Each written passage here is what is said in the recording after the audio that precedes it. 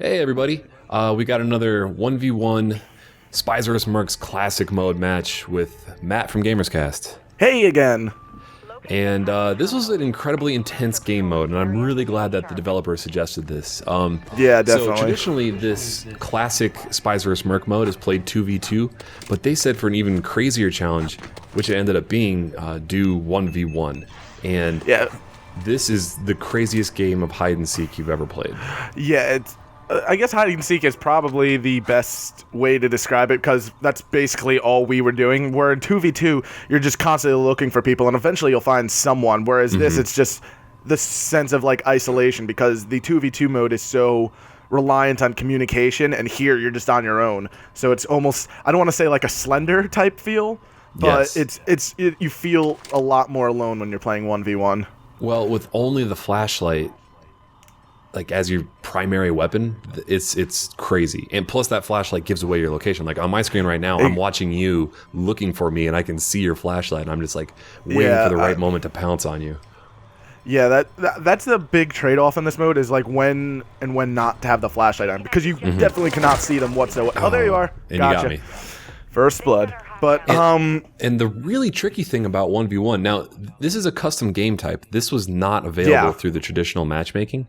The tricky thing about this is, and I don't know if this is even a setting that you can adjust, is that you cannot get back in time to reset the hack on a 1v1. It's impossible. No, you can customize it to make the countdown clock longer, I think. Oh, the recapture countdown clock, you can customize that. You can? No, can't? that's what I'm asking. I don't. Oh, I thought you didn't could. look.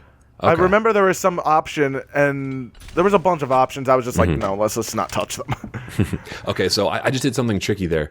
I figured that you're going to be planting a mine on A, which you did, and then I tossed my EMP grenade on A to destroy your mine, which I was hoping was going to distract you and lead you towards A, but then I just went right off to C.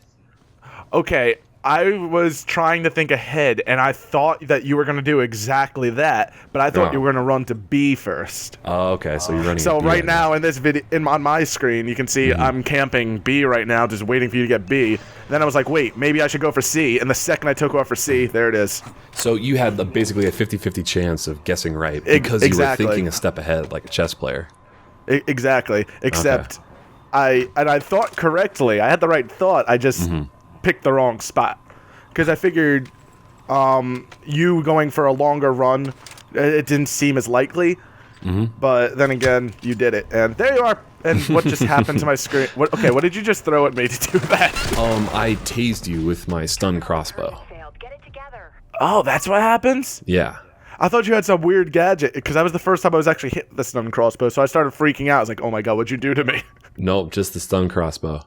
I didn't know that's how it reacted. The flashbangs don't stun you the way that the crossbow does, and like and remove your ability to fire the way that the crossbow does. So there was one moment in our match versus the developers where I actually hit one of the developers with a flashbang, but I knew that he was basically like he couldn't see shit, so he was going to be firing straight ahead. So I took kind of like an arc path to him because I knew if I ran right at him, he would keep firing and he would kill me. But so I kind of like avoided his bullets and then shanked him in the process. Yeah, this is crazy difficult. This game mode, just one-on-one. Yeah, it's a huge match of hide and seek, and the thing is, like, you don't. I tried to stick to B for the most part, just because it's in the middle, so I wouldn't have too far to run if you went anywhere. The accessibility of it, like, gave you a lot of options for the other ones. Yeah, exactly, and I think that's kind of why when we faced the developer specifically, they went straight for C because they knew we were going to spawn at A. So then it's the longer run. So I don't know. It's that whole thing. That's the one thing I didn't like about this mode is that when you capture one, if you're at like the complete opposite end, it's already like 33 or 40% by the time you get back. Yep. Yeah. And then you don't have as much time. Yeah. And there were some settings where you could adjust the order in which you have to hack the terminals, and I think you can force the other player to go A, B, C, or C, B, A. I saw that mode. And I think turning that on for 1v1 would have made this mode like perfect. No, absolutely, because then it's like it's less luck based when you do it like that. I feel like because then okay, they're going to come here, and you have to be a bit more strategic because they're camping right at that terminal waiting for you. Yep. Now, one complaint that I had about this game was this Spies vs. Mercs mode was that when you're playing as the spy, the controls can be kind of finicky. And there was a couple situations where I would be like sprinting around, and then there would be like a cliff up above that I didn't even know I could grab onto, that he just kind of auto grabbed onto. Did you run into that at all when you were playing? Where he just auto runs? You mean like Assassin's Creed? No, not auto run. Like I would be sprinting, and then he would kind of auto jump onto something I didn't intend to jump onto. Well, the sprint button is A, and the jump button is also A. Right. So I don't know. I feel like that a button press like that could be fixed in a simple patch, but I didn't really encounter that. I think that they do that more for smoothness if you know where to jump to. Like something I noticed in this mode is I realized this late on, but you notice the green flares on the ground in some spots. Those indicate places that you can jump up to something. Oh, okay. So, yeah, it took me so long to figure that out. But if you run up to a green flare and jump, there is always something in front of you that you can climb up. Oh, okay. Huh, that's a good tip. Yeah, it took me a while to figure that one out. And I was like, I wonder. And then I just ran at it, jumped up. And oh, dear God, that was brutal. Yeah, I was hanging off the end of the train that whole time, just watching you, like sweeping back and forth, just like hoping that you would get close enough for me to take you out. Yeah, so look for the green flares. That's a good tip. Like I wonder if you can see those green flares easily when you're in the night vision mode, because everything's green. That's a very good point. Maybe that's why I didn't notice those before, because they were kind of obscured by the. Right. Are you in night vision mode a lot in this, or? I am almost constantly. Yeah, if you look on, there's a bunch of green flares, and it's not just this map. A bunch of multiplayer maps have those laid down, and it's pretty much in a lot of them. And now here, I just got freaked out because you're on my radar map, and I just panicked and started shooting, and yeah, you hacked the. Yeah, that radar on the Merc mode side of things, that's one thing that took me a long time to even start to use, is like watch that for like sound effects and stuff, because like if I... Oh, it's more of a sonar kind of? Yeah, it's kind of a sonar thing. Actually, no. It's not a sonar at all. It's a sound sensor, I believe. So like if as a spy I step on like broken glass or step on a grate or something like that, that kind of creates a weird sound effect. That will ping your radar. Yeah. But then, in addition to that, I also have those sticky cameras that I can use to create sound effects. So I can distract you and lead they can you make in the wrong sound direction. Effects? Yes. They have a secondary ability. So, okay. One thing, I got really lucky there. I didn't even see you on my screen. I saw the Death from Above pop-up just show up on my screen. I just started tapping X. I was like, okay, free kill. Thank you. No, when I saw that, I was just like, where is he coming from? Because you were just everywhere at that point. I got lucky on that one. But no, it's weird because like even in older Splinter Cell games, I know the sticky camera's been around, but I just never used it in any of the Splinter Cell games before. But here especially, it seems incredibly useful. Yeah, it's a very advanced technique. I mean, yeah, because even in the old games, I never used it, and I was fine with it. And then in one of the in the single player preview I said, oh, I didn't really use the sticky camera that much because it's new, and so many people sent me comments like, it was in every game. How is it new? I was like, oh my god, I just unleashed so much hate on me. Yeah, no, I just never used them, but here especially because you can detonate them and use them. I feel like they're a bit more strategic in this game, if anything. So they're very strategic, but if you know how to use them well, like those developers did in that game, they're very tough to deal with. Oh yeah, incredibly. And they can give you a huge advantage if you know how to use them correctly. Yeah, but they also give off a slight red. Okay, you somehow got away. Nope, gotcha. They give off a slight like red sort of security camera light, so you can see them. They're just very dim. Like I remember I tried shooting a couple once, and I don't know. I don't know if it disabled or not, and I was just panicking, so I just unloaded like my entire clip on that stupid camera every time I saw one. And here I did the I did a whatchamacallit, a ammo drop, and basically you have like 2 of these, I believe, and you can just replenish all of your stuff. Yep. If you're low on ammo. Yeah, exactly. So, well, most importantly for the Mercs, it's the mines. So you absolutely. can re-drop a whole bunch of mines on the capture points. And, like, as a spy, you have to be very aware. And they give off a very distinctive sound. So I knew early on when I destroyed your first mine, like, I heard the sound for it. It's just one of those things you got to learn by dying from it a few times. That, like, okay, that it's like this weird humming noise. Do you know what I'm talking about? For the camera? Or for the mines. The mines that you drop give out a very distinctive sound that, like... Oh, I didn't notice. Turtle Beach users, you're in for a bit of an advantage in this game. Yep. But no, I didn't notice that at all. I don't know, a lot of the time when I was playing this, I had one ear off, so... And boom.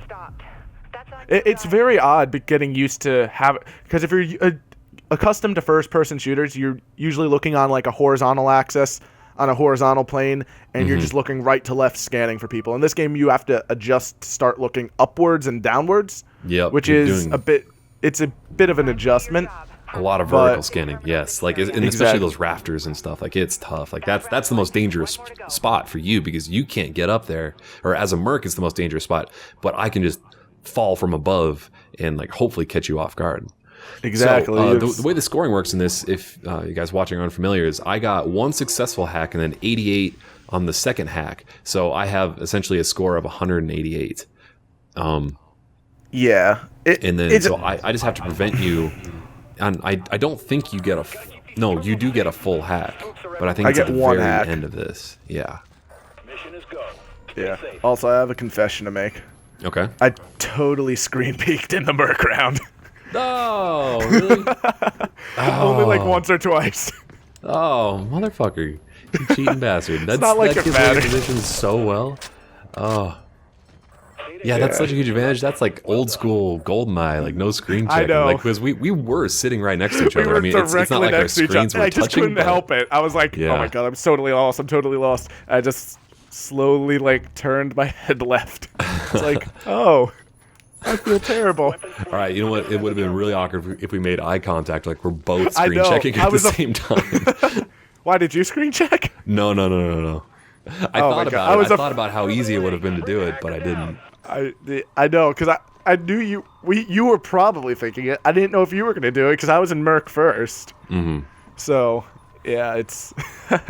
Oh yeah, like if. Knowing your location, especially when I'm hunting for you like this, like, oh, that makes it so tough. Yeah, I know, but, I mean, for you guys, I don't think there's system link, so I don't think you guys will have that issue in any circumstance. Oh, yeah. But, yeah. I just wanted to put that out there, that I peaked and still lost. So, going back to what we were talking about before, like, this is one of my favorite moments in the game, like right now, is thinking ahead the next step. Like, what are you thinking? Because I just killed you at A. Yeah. So you're probably thinking that I threw some proximity mines down on A because I was there. So that may mean that you're going to run for B. But actually, I'm throwing mines on B, hoping to catch you off guard there. But, like, who knows? It's just I'm right here back at A. But you went straight back to A. So I think I overthought that, actually. No, I think that we were both overthinking so much that I thought if you thought that you were going somewhere else, then I would go to A. It's a huge just chess game, this match. It's incredible. It sounds like it wouldn't be balanced, but it's incredibly balanced in so many different ways. Yeah. So, I don't know. I love this game type. And I'm not really a multiplayer guy. I'm always, for most of my gaming, I'm very big on single player, I've always just focused on single-player in games. Multiplayer never carries me. This multiplayer was very well done, very fun. So as long as the community is around this, I will probably be playing this a lot. And I just noticed that you spotted me there. So I just tried to hide a little bit. Yeah, I think... Oh, there you are. Yep, there I am. Oh, and you got away. Yep, barely.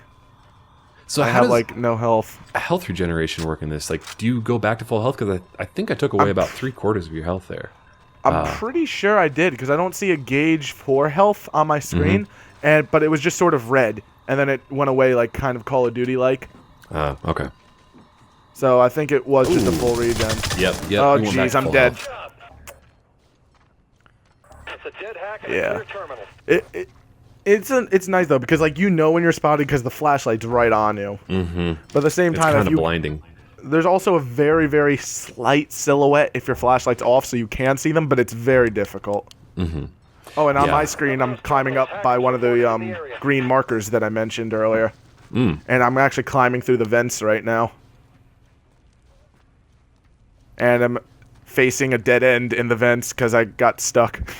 Oh, you know what? I bet those vents are going to be an excellent place to drop proximity mines if you can get them there. Like right at the base of a vent. Oh, yeah. Because people are always looking, people will be looking for them at the arm spots. But I really do, I guess you can hear them pretty easily too, though. But for new players, like at the low levels, watch out for the mines at, like, I don't think either one of us kill. Oh, I just got you a mine kill. Okay, never mind. I was just about to say. Directly on it. I literally jumped down and just dropped directly onto it. Yep. Yeah, those mine kills on the arm spots are easy kills for low levels. But I guarantee, like that's one of the first things like people are going to pick up as they're playing this game more and more. Yeah. I'm just going to immediately hop on multiplayer when I get this game to just destroy everyone, get my rank up, and then about a week in, I'll never touch it again. Yep. But oh, I just heard you. You heard that? Yeah. No, but I don't. Okay, just real quick. It sounded like a grate or something. Oh, I heard you again. Oh, that's because I'm on a pipe. Oh, is that what it was? Yes. Oh, so you were like shimmying along a pipe or something. Yeah, I was. Oh, okay. So yeah, that made 3 distinct sounds that like I picked up right away because I was very close to you. Yeah. Did you have a? Oh, no, wait. I would be the one with the tactical camera on this map, right? Tactical camera. I mean, like the sticky cam. Oh, as Spies get that. Because something that's odd about this map in particular, because it's a facility, there are security cameras in the level on themselves. It has nothing to do with the players. It's just an environment thing. But it freaked me out, especially during our dev match. I was continuously just shooting at them, thinking that they laid down those cameras, but when it was actually part of the environment. So yeah, I remember that. Like, they're very distracting, and you have to kind of, like, it's another one of those super intricate details that you only think about in these super high pressure situations. Like, if you're just playing deathmatch, you would never think about it. Like, if you're just running around killing people, like, what's a sticky camera? Who really cares? Just run right past it and get some gun kills. Except you can also detonate it. Yeah, that's true. Yeah, which can kill someone else, and then, yeah. It's actually funny, because I went back to playing Conviction for a little bit after we played this, and I noticed the sticky camera. I was like, oh, let me try the sticky camera. It's nowhere near as intricate or as well done as in this game, because for that sticky camera, you have to, like, back out to a completely different menu to adjust things on it, and it just comes up on a corner of your screen at all times. I didn't really like it as much, but in this game, it's a bit more. It's executed much better. Well, good for you for going back to Conviction after playing this game, because Conviction is not a great game. It isn't, and even when we talk to the guys at Ubisoft, they admit to that. Yeah, they were very open about that. Like, oh, yeah, we made some mistakes. We wanted to make a Jason Bourne-style game. What we should have been doing is more Sam Fisher, which is what people really want. Yeah, exactly. Another thing I hated about Conviction is that he just had street clothes the whole time. Ooh, you're hitting me with something there. What was that? That was an EMP grenade, but I tried to just spike it, and you were just outside the radius of it. So I didn't clip you. So that's a really good tip, too, for new players. As a spy, if you double tap left bumper or right bumper, you can... right bumper. Well, it depends on what you want to do. Oh, yeah, it depends on the equipment, Yeah, it basically does like a magician magic puff cloud like at your feet. You just like spike the ground right at your feet with the flashbang or the EMP grenade, which doesn't affect you as a spy. And then it, instead of having to like arc it and throw it at the guy who's far away. With a timer. Yeah, so like if you're really close to me, you just hit the ground and then sprint away like a magician. So yeah, I did that so many times. Oh yeah, that's super helpful. And I'm back in the vents. Watching this replay, like again, I'm noticing more and more of those little sound blips that I did not notice the first time through, like when we were playing live. So yeah, I hear you. Yeah. It's frustrating watching yourself make really stupid mistakes. I know. It happens. That happens in like because a lot of my LPs on my own channel, a lot of them have been blind. So when you don't really know the game yet, and then when you get good at the game, and then you look back at that footage, it's like, you know what? Maybe I should never do blind LPs ever again. Yeah. Well, especially puzzle games. That's the number one thing for me. Like playing puzzle games. Never. Yeah, you look like a moron. Yeah. That's why when Portal came out, everyone's like, LP Portal. Is like, there's no way in hell I'm doing a blind run of Portal. Oh, I did the same thing. Portal 2. And I listened to the people that requested that, and everybody hated watching it. Oh, there you go.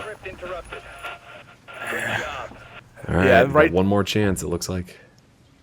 Yeah. Have you noticed those green markers I was mentioning? Yeah, the little glow sticks. Yes, I have. Yeah, they're all over the map. And it is especially helpful in that one map where you have to like zipline or rappel down. There's lots and lots of those in that map. And it's essentially you going through a ton of vents. Oh, the one where the spies, I forget the name of the map, where you start on top, like right above B. Yeah, I and think? you have to rappel down. Yep, I remember that. There's a ton of vents you could go through in that map. That's a tough map. That's a really tough map because everybody starts in such a confined area that it's very easy for the Mercs to kill you right away at the start.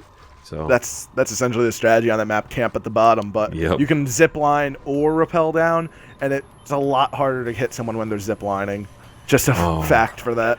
Okay, I really hope that they have a map that's in like a department store, so there's a bunch of mannequins just to freak you the fuck out when you're like looking for a moving body or like something that looks like a torso. That'd be horrible. Yeah, I want that. If it's not in the game, I want that as DLC. Yeah. Like that would just be miserable. Something worth mentioning is not all the lights in this mode can be taken out. Certain lights are protected in this mode. The one I just took out could be taken. Is a light that could be taken out. And this spot right here, if you play me online, I will always be in this spot, and I will always beat you in this spot. I always camp here, and I will. Is it the downstairs spot? Yep, you're coming. Oh, yep, you just got me. Yeah, I couldn't see a thing. Like even after you stunned me, I was looking at right where you were coming from, and I couldn't see anything. That's because the middle light is one of the few lights in this mode that you can actually take out. That's one thing you did a much better job than me on this match, was taking out the lights. I didn't take out lights at all, but you can take out lights with that little crossbow.